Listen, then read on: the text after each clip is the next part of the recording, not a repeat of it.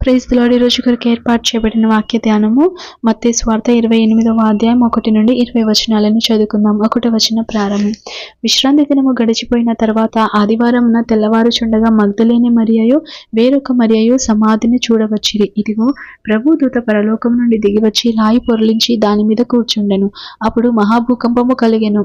ఆ దూత స్వరూపము మెరుపు వలె నుండెను. అతని వస్త్రము హిమమంత తెల్లగా ఉండెను. అతనికి భయపడుట వలన కావలివారు వణికి చచ్చిన వారి వలె నుండిరి. దూత ఆ స్త్రీలను చూచి, మీరు భయపడకుడి, సిలువ వేయబడిన యేసును మీరు వెతుకుచున్నారని నాకు తెలియను. ఆయన ఇక్కడ లేడు, తాను చెప్పినట్టే ఆయన లేచి ఉన్నాడు. రండి, ప్రభు పండుకొనిన స్థలము చూచి త్వరగా వెళ్ళి ఆయన మృతులలో నుండి లేచి ఉన్నాడని ఆయన శిష్యులకు తెలియచేయుడి. ఇదిగో ఆయన గలిలయలోనికి మీకు ముందుగా వెళ్ళుచున్నాడు, అక్కడ మీరు ఆయనను చూతురు. ఇదిగో మీతో చెప్పితినెను. వారు భయముతోనూ మహానందముతోనూ సమాధి యొద్ద నుండి త్వరగా వెళ్ళి ఆయన శిష్యులకు ఆ వర్తమానము తెలుప పరిగెత్తుచూ ఉండగా యేసు వారిని ఎదుర్కొని, మీకు శుభమని చెప్పెను. వారు ఆయన యొద్దకు వచ్చి ఆయన పాదములు పట్టుకొని ఆయనకు మ్రొక్కగా, యేసు భయపడకుడి, మీరు వెళ్ళి నా సహోదరులు గలిలయకు వెళ్ళవలెననియు వారక్కడ నన్ను చూతురనియు వారికి తెలుపుడనెను.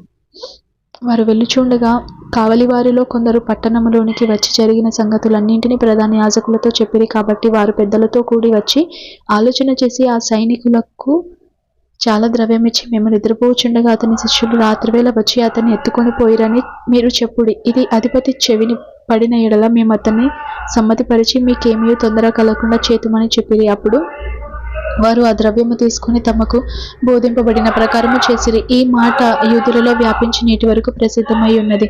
11 మంది శిష్యులు యేసు తమకు నిర్ణయించిన గలిలయలోని కొండకు వెళ్ళిరి. వారు ఆయనను చూచి ఆయనకు మ్రొక్కిరి, కానీ కొందరు సందేహించిరి. అయితే యేసు వారి యొద్దకు వచ్చి, పరలోకమందును భూమి మీదను నాకు సర్వాధికారం ఇయ్యబడి ఉన్నది. కాబట్టి మీరు వెళ్ళి సమస్త జనులను శిష్యులనుగా చేయుడి.